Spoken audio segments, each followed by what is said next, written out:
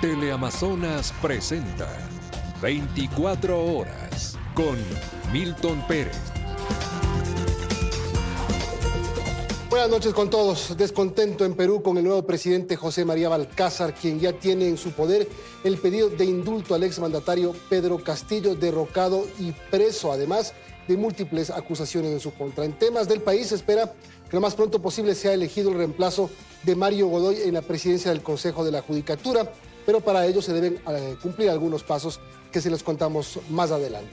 Empezamos en Perú. El presidente interino elegido anoche, José María Balcázar Zelada, analiza el pedido de indulto solicitado por el exmandatario Pedro Castillo. Hay intenso movimiento en el Palacio de Gobierno de Lima y también algunas decisiones tomadas por el nuevo mandatario. A menos de 24 horas de haber asumido el poder ejecutivo de forma interina, el presidente de Perú, José María Balcázar, tiene en su despacho el pedido de indulto de su mentor político, el expresidente Pedro Castillo, condenado a 11 años de cárcel por el autogolpe del 2022. Es el primer acto que se advertía iba a ocurrir, aun cuando los congresistas de Perú Libre intentaron negarlo. Tendría una agenda más política que social, dicen. Sí, me imagino que sí, por eso les digo, creo que estamos a pocas horas de haberse... ¿Incluye indultos, desincluye salvoconductos? Ya ellos seguramente se va a evaluar. Ese tema también ya lo ha respondido, no está en la agenda, pero seguirá la evaluación.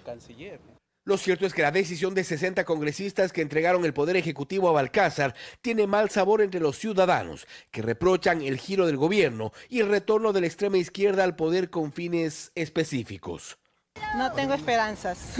¿Ninguna esperanza? Ninguna esperanza de mejoras para nuestro país. Pero bueno, si vienen elecciones en 5 meses, ¿qué es lo que se podría esperar en 5 meses? Esperemos que la comunidad, el país, pues sepa elegir, ¿no? A un candidato que realmente nos sepa representar y dar la cara por nuestro país. ¿El Congreso no ha sabido elegir? No ha sabido elegir, definitivamente. Ya estamos viendo esas primeras horas, muy decepcionantes los comentarios que nos está brindando. Pocas son las esperanzas que se depositan en el nuevo mandatario. Más de un país golpeado por la inestabilidad política, la vacancia del Ejecutivo se siente permanente. No sé, parece que el Perú camina sin presidente y sigue su trayectoria. ¿Será un nuevo escenario entonces, abril? Sí, esperemos que sí. Y es que los antecedentes de Balcázar y Perú Libre en el poder no constituyen una garantía de buenas prácticas en esta nueva oportunidad. No ven posible la reivindicación. Quizás venir por más, porque las sospechas de corrupción, ahora que se le acusa al señor Balcázar y hasta el momento no han sido esclarecidas, van a incrementar. Que se reivindique es muy difícil porque Perú Libre hizo alianzas y actualmente es aliado del fujimorismo, de la derecha conservadora peruana. Y esto porque la derecha habría puesto más de 20 votos para sentar a Balcázar en el Palacio de Gobierno. Una alianza cuestionada y cuya agenda oculta se verá en pocas semanas. Por ahora en camino un pedido de indulto para el expresidente Castillo, el que intentó disolver el Congreso. Y hoy está preso. Con cámaras de Jairo Rosales en Lima, Perú, Fausto Yepes, Teleamazonas. Volvemos al país. El presidente Daniel Noboa confirmó su asistencia a la cumbre regional llamada por Donald Trump, que se efectuará el próximo 7 de marzo en Miami. 5 presidentes aliados de la región también irán a la cita, que se perfila como un gran encuentro para la cooperación hemisférica. Este es el Trump National Doral Miami, que será el epicentro de la cumbre regional liderada por el presidente de Estados Unidos, Donald Trump, el próximo 7 de marzo. Trump convocó a este encuentro solo a aquellos mandatarios de la región que están alineados a su ideología. Así, entre los invitados están Javier Milei de Argentina, Nayib Bukele de El Salvador, Rodrigo Paz de Bolivia, Nasri Asfura por Honduras, Santiago Peña por Paraguay y el presidente ecuatoriano Daniel Noboa. El señor presidente ha confirmado a la embajada de Estados Unidos en el Ecuador que asistirá. Es una cumbre hemisférica donde países aliados, países que tienen la misma línea de pensamiento, que defienden los mismos principios en nuestro hemisferio se reúnen con el presidente Trump. La cumbre será el escenario para que Estados Unidos plantee sus intereses y que los mandatarios invitados se alineen a aquello o no. Uno de los temas, según el internacionalista Esteban Santos, será contrarrestar la influencia de China en la región. Lo que él quiere es mostrar a países que están sentados del lado de Estados Unidos. Realmente necesitamos evadir o alejarnos de China para podernos llevar bien con los Estados Unidos, y todo esto la pregunta al millón, ¿a cambio de qué? ¿Qué es lo que va a lograr el Ecuador si es que empieza a girar un poco ese alineamiento hacia el norte? Estados Unidos pondrá sobre la mesa sus intereses y los países que asisten también van porque tienen intereses y quieren también plantearlos o combinarlos o mirar dónde pueden converger. Lo importante será que Ecuador pueda posicionar su propia agenda. La lucha contra el crimen organizado transnacional que ha afectado gravemente a los sistemas democráticos, fortalecer las relaciones, abrir nuevos mercados y atraer inversiones. Esa es la agenda que el presidente Noboa ha propuesto desde el 23 de noviembre del 2023 y va a proponer nuevamente y a ratificarla en esta conferencia. En la reunión también se podrían abordar los siguientes pasos de Washington ante Venezuela y Cuba. Belén Merizalde, Teleamazonas. El Pleno del Consejo de la Judicatura ratificó a Damián Larco como presidente temporal tras la censura a Mario Godoy. El Consejo de Participación Ciudadana deberá solicitar una terna a la Corte Nacional de Justicia para designar al nuevo titular de la Judicatura.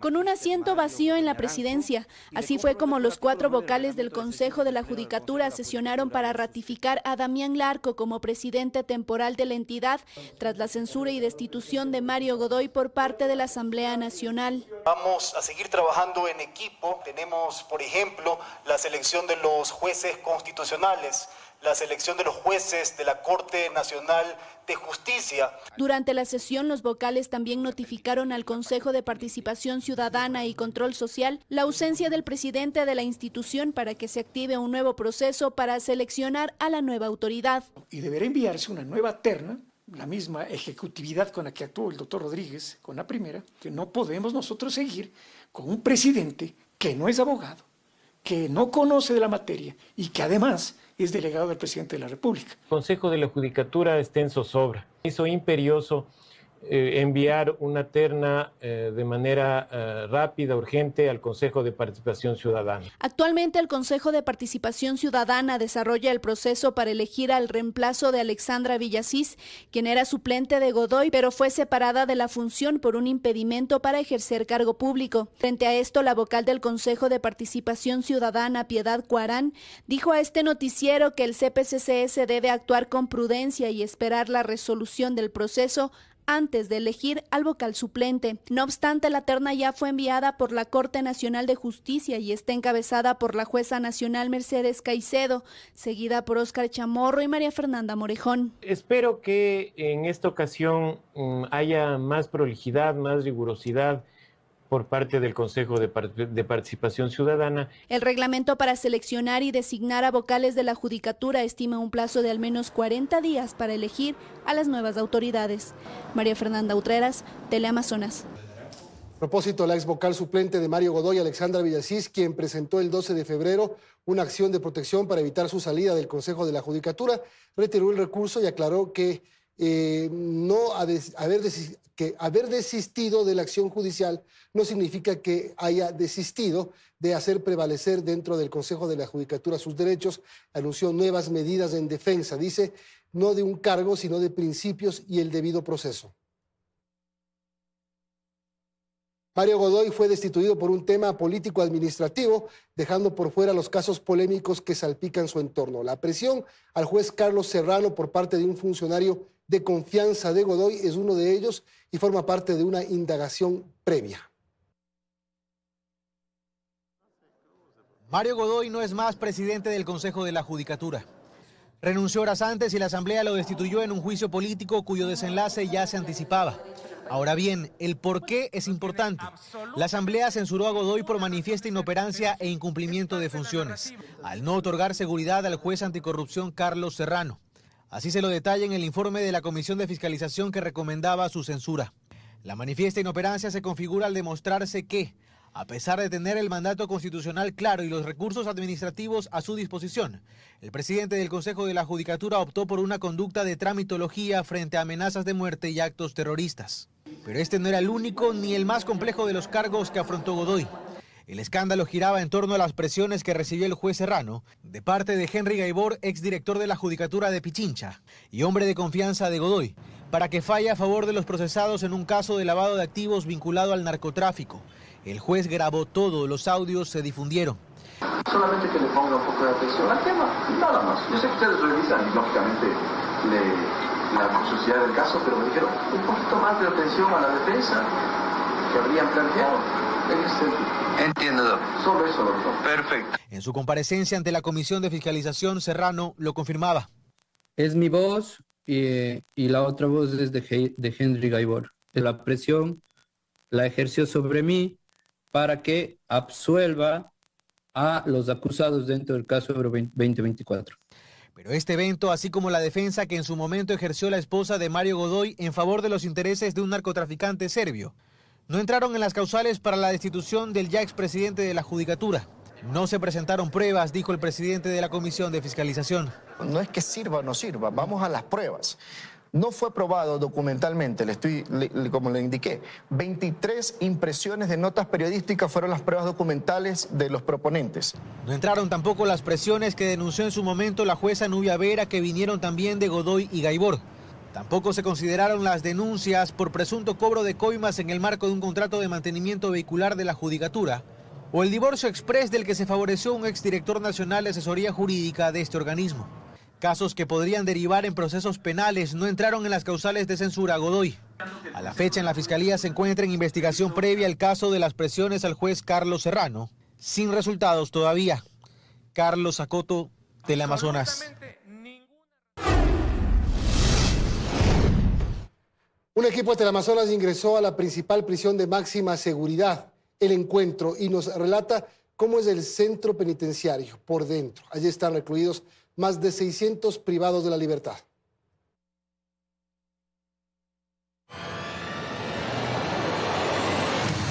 Llegar a la primera y única cárcel de máxima seguridad del país.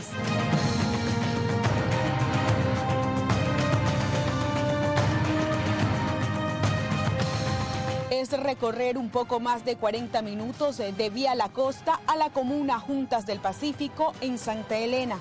Un camino de tercer orden formó parte de la ruta del equipo periodístico de Teleamazonas, aquel que ingresó a la cárcel del Encuentro. 2 cercos de control con militares limitan el acceso principal de la cárcel, aquella que está rodeada por 6 torres de 9.5 metros y la extensa muralla de 9 metros de altura. Teleamazonas vivió la experiencia del registro, filtros de control, tanto de escáneres y rayos X. Son 5 procesos e incluso se extiende a un 6º control cuando ingresen abogados, familiares o parejas de los privados de libertad, situación que no pasará.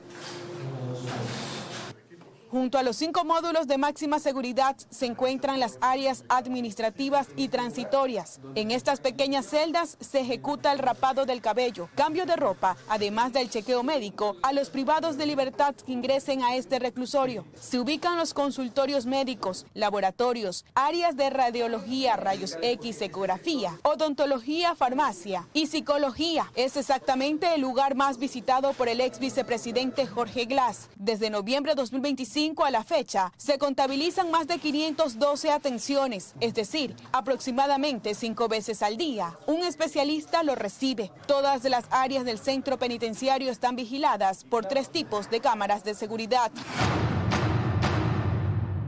Existen los equipos necesarios para, primero, cortar todo tipo de señal y también los equipos para que los drones no puedan sobrevolar, que desde que se comenzó la construcción son más de 500 drones que se han detectado y se han bajado. Ahora sí, ingresar a los módulos de seguridad es ver extensos muros de concreto, con puertas blindadas, candados y ventanas con seguridad, los pasillos iluminados las 24 horas del día. Un módulo tiene 40 celdas. En cada una de ellas, 4 PPL se encuentran, indistinto de su organización criminal, su pasado político o el delito que cometió. Hoy son 5 pabellones, de los cuales hay 635 personas detenidas hasta el día de hoy. Una celda dispone de literas, escritorios, inodoro y ducha de metal, colchón con forro antiflama, sin interruptores, solo unos pequeños orificios que provienen de una malla de respiración. Un sonido alerta a los PPL que es hora de recibir la comida o medicinas. La ubicación es frente a la pared. Esta postura la mantienen hasta escuchar el segundo sonido, este de retiro.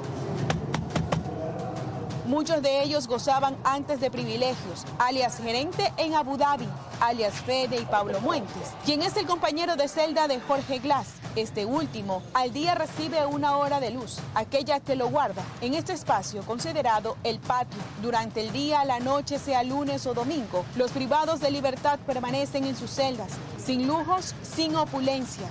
Ahora en la cárcel del Encuentro, lo único que observan es una puerta, donde incluso ven su reflejo. Erika Vera, Teleamazonas.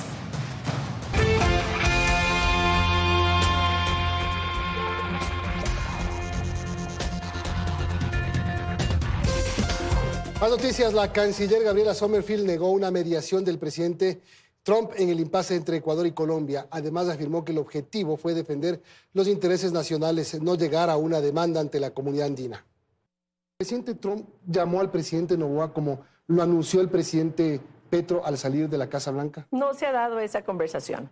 Así, durante el noticiero matinal de 24 horas, la canciller Gabriela Sommerfield negó que el presidente estadounidense Donald Trump esté mediando en el conflicto entre Ecuador y Colombia, que ya se acerca al mes y que, según el gobierno, nació por la falta de cooperación en seguridad en la frontera. Señaló que pese a que la disputa ha derivado a una demanda ante la Comunidad Andina de Naciones, porque Colombia acusa a Ecuador de incumplir el Acuerdo de Cartagena al imponer un 30% de arancel a sus productos, el gobierno solo defiende sus intereses. Ecuador ha sufrido por más de 15 años el incremento del tráfico de droga a través de las rutas que se han desarrollado en el Ecuador. Mantenemos un diálogo también a través del proceso que ha planteado Colombia al Ecuador a través de la Comunidad Andina. E insistió en que durante la reunión con la canciller colombiana Rosa Yolanda Villavicencio no hubo un compromiso en firme para aumentar el nivel de seguridad en la frontera por parte del país vecino, con hitos como esperaba el gobierno. La propuesta del Ecuador siempre fue: levantemos una declaratoria vinculante de presidentes. Esto no ha sido posible llegar hasta allá. ¿No hay una agenda? ¿No se está puliendo esta agenda de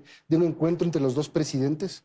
No este momento. Sommerfield también se refirió a la eliminación de la sobretasa del 15% en el 50% de la oferta exportable no petrolera. Más de 130 productos le posiciona al Ecuador como un país para inversiones. Además, la canciller confirmó que la próxima semana el país recibirá al ministro de Relaciones Exteriores de Israel, Gideon Saar. Entre las actividades previstas, el inicio de las negociaciones de un acuerdo comercial, la cooperación en materia de seguridad con la firma de otro acuerdo. Adelantó que estas reuniones y el respectivo encuentro con el presidente Daniel Noboa se realizará en Guayaquil. María Gracia Chacón, Teleamazonas. Los enfrentamientos con grupos armados ilegales en la frontera colombo-ecuatoriana generan preocupación en la Iglesia Católica de los dos países. Los obispos de las diócesis fronterizas suscribieron un comunicado abogando por la paz en las dos naciones. Las diócesis de la zona de integración fronteriza colombo-ecuatoriana hacen seguimiento a la carta suscrita a los cardenales de Ecuador y Colombia debido a la violencia generada por los grupos armados ilegales. Situaciones de violencia, de narcotráfico, trata de personas, minería ilegal, migración ilegal y tantas situaciones que atentan contra la vida humana. Alertan además sobre la grave situación humanitaria que se vive en la frontera común por los riesgos para la población civil que requiere espacios de mediación debido a que varios organismos humanitarios internacionales ya no se encuentran en la zona. Se ha derramado mucha sangre, hay muchas personas que han sido desplazadas, a las que se les han destruido sus proyectos de vida. En respuesta al comunicado, el cardenal ecuatoriano Luis Cabrera respalda y se une a la mediación de la Iglesia por la Paz y la Justicia Social, comunicado exteriorizado por el obispo de Tulcán en la zona fronteriza, donde se brinda acogida pese a las limitaciones. Tenemos las parroquias, tenemos caritas parroquiales, tenemos gente, digamos, los laicos comprometidos que están disponibles para prestar alguna ayuda. Al momento, la Iglesia forma parte de las mesas de diálogo con 2 grupos armados del sur colombiano, la Coordinadora Nacional Bolivariana y Comuneros del Sur, para establecer zonas de ubicación territorial en Nariño y Putumayo, con varios compromisos asumidos por los alzados en armas. Ellos han tomado decisiones, como es, por supuesto, la destrucción de armas, como es ir haciendo un desminado humanitario, como es, por supuesto, también la entrega de menores de edad. La Iglesia impulsa acciones encaminadas a proteger a las comunidades fronterizas, donde lamentablemente se elevan las estadísticas de movilidad humana y desplazamiento forzado. En Rumichaca, Jairo Jacome Ortega, Teleamazonas. La Superintendencia de Compañías de Intervino Gráficos Nacionales S.A. Granasa, empresa que agrupa a los diarios Expreso y Extra. Una interventora deberá reportar mensualmente la actividad financiera de la compañía. Adicionalmente, la entidad inició una acción de control sobre el paquete accionario de la empresa, la misma que tiene una denuncia del Servicio de Rentas Internas por el delito de lavado de activos. Este noticiero pudo conocer que Granasa emitirá un pronunciamiento pronto.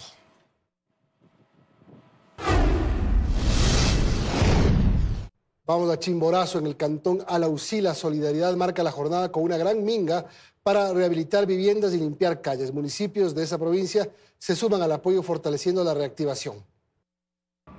Desde el amanecer, Alausí cambió su rutina por una minga solidaria. Palas, picos y escobas reemplazaron el comercio habitual, mientras vecinos, militares y bomberos trabajaron juntos para retirar el lodo que dejó el aluvión. Como nos ve, aquí estamos todos poniendo una vez más el hombro y limpiando para que poder un poco a poco seguir sobreviviendo. Las calles, viviendas y la vía E35 siguen cubiertas de sedimentos. El viceministro de Desarrollo Urbano Sostenible y Vivienda, Daniel Elmir, recorrió las zonas afectadas, donde se coordinó acciones para restablecer la movilidad lo antes posible. Para ver todas las afectaciones que existen a las casas, por suerte no tenemos afectaciones estructurales. Estamos trabajando de manera inmediata con todos los equipos disponibles desde el Ministerio de Infraestructura y Transporte para despejar la vía. Entre el barro y los escombros quedan historias, como la de Patricio Llanes, quien perdió parte de su hogar cuando el lodo ingresó en segundos. Todos los seres domésticos, porque casi nos llegó a la cintura el lodo de que arriba en la casa, agarrarme de las ventanas de los vecinos de ahí al lado, porque miren, por aquí, por todo lado bajo lodo. En redes sociales se viralizó el video de una madre aferrada a su hija, que eran arrastradas por la corriente. Refleja la magnitud y la angustia que vivió el cantón. Le cogió el aluvión, le cogió a la señora con la niña y le llevaba el aluvión y la señora no le soltaba a la niña. Y le avanzaron a rescatar, ese rato le lavaron la carita. Era terrible, terrible. Las actividades públicas y educativas fueron suspendidas. Hoy la prioridad es una sola: limpiar, reconstruir y devolver el ritmo a Alausí. En Chimborazo, Mercedes Chávez, Teleamazonas. Chimborazo, Azuay, Imbabura, Loja, Esmeraldas, El Oro, Los Ríos y Zamora registran afectaciones por las fuertes precipitaciones, las vías de estas provincias. El aluvión de Alausí sin duda afectó la carretera. El descenso de lodo y piedras bloqueó tramos de la vía Panamericana Sur que conecta el cantón con Chunchi. Según la cartera de Estado, en esa provincia la carretera E35 Tixán-Alausí permanece cerrada por pérdida de vía. Y en la E487 Balvanera-Payatanga-Cumandá, el paso es controlado, pues continúan los trabajos de rehabilitación en varios tramos. En Azuay, la E59 Cuenca-Girón Pasaje y el tramo Girón-Lentaj también está regulado por la pérdida de la estructura vial y la construcción de un muro de contención. Debido a deslizamientos, derrumbes, hundimientos o socavones, solamente un carril está habilitado para la E35 tramo Cumbe entrada a Xinia, la E40 tramo Huachapala Nanurco, Sevilla de Oro, Palmas y Amaluza, límite provincial con Morona Santiago, la E59 Girón Lentaj, Lentaj Abdón Calderón, entrada Santa Isabel y Santa Isabel, límite provincial con El Oro, la E582 tramo Molleturo Sayausí y límite provincial con Guayas. En Loja, la vía E25 tiene solo un carril habilitado en el tramo Puente Gramales 12 de diciembre y el límite provincial con El Oro. En Esmeraldas, la vía E20 Quinin de Esmeraldas mantiene el paso controlado y solo un carril está disponible para el tránsito en la vía E15 Esmeraldas San Lorenzo, E20 Y de San Mateo Viche y Viche Quinindé, y en la vía E381 en la Y del Salto Muis, y en la provincia de Los Ríos en la E25 en los tramos Ventanas Pueblo Viejo y Pueblo Viejo Empate a San Juan. Finalmente, en Zamora Chinchipe el tránsito también se canaliza solo en un carril, en la vía E35 en el sector Palanumá y Bellavista. María Gracia Chacón, Teleamazonas.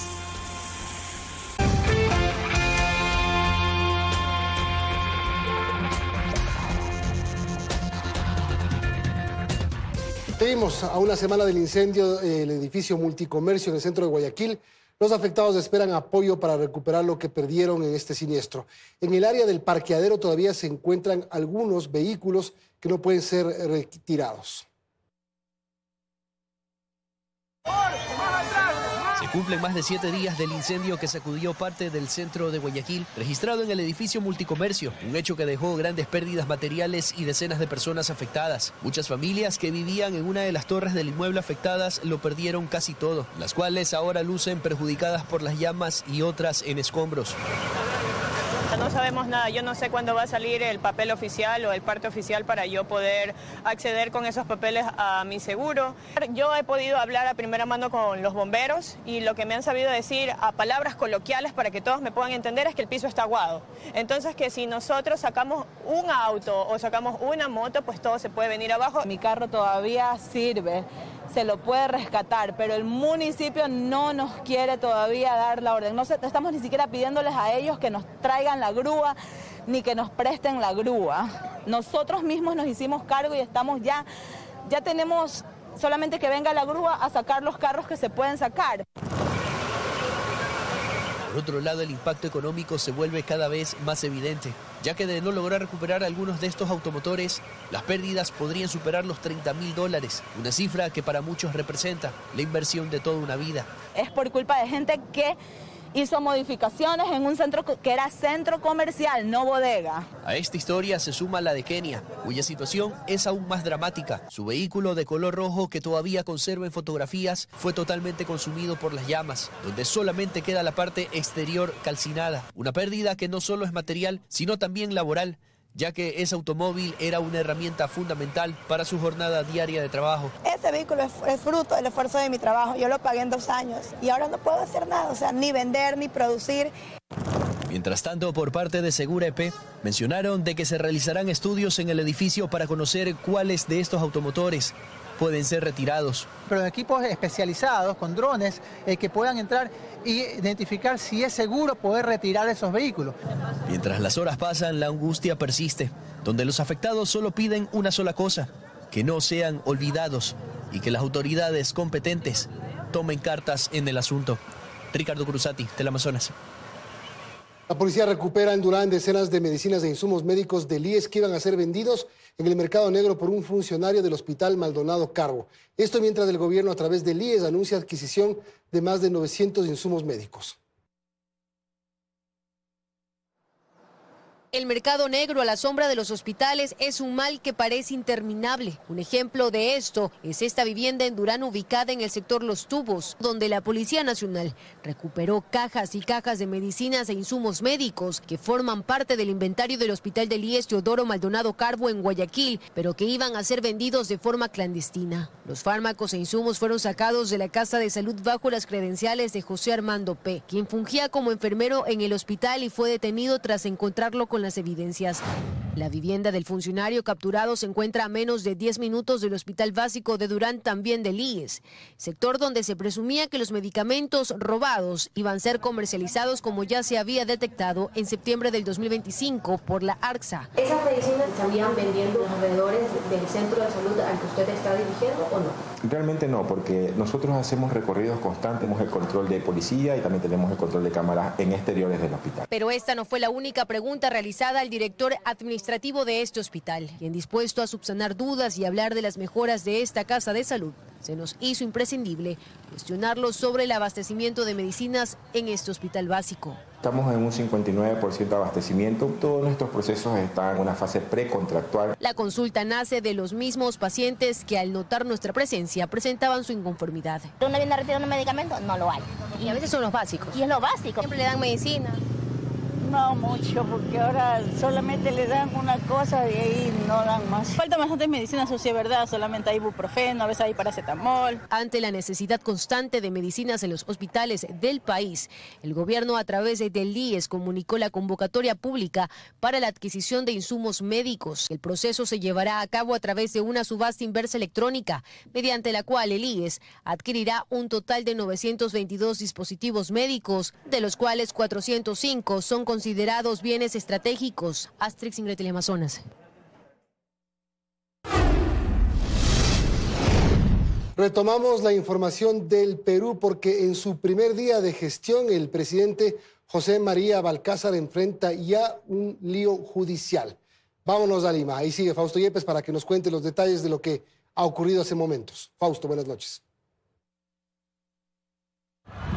Gracias, hola, ¿qué tal Milton? Amigos, buenas noches. Ya tratamos de enlazarnos nuevamente para contarles de última hora que en menos de 24 horas de haber sido ya declarado presidente interino, José María Balcázar ha sido citado por la justicia de este país. De acuerdo a información que circula ya en redes sociales por parte de los medios de comunicación de Perú, se ha dicho que la justicia de Perú acaba de citar al nuevo presidente José María Balcázar a un juicio oral por presunto delito de apropiación ilícita, y si no se presenta será declarado en rebeldía y podrían solicitar su arresto. Es lo que se conoce en estas últimas horas a propósito de la acción de la justicia. Ocurre esto a menos de 24 horas de que Balcázar haya sido elegido presidente interino por parte del Congreso Nacional. Es lo que les contamos. Vamos a tener en las próximas emisiones reacciones sobre este tema y les tendremos pues los detalles.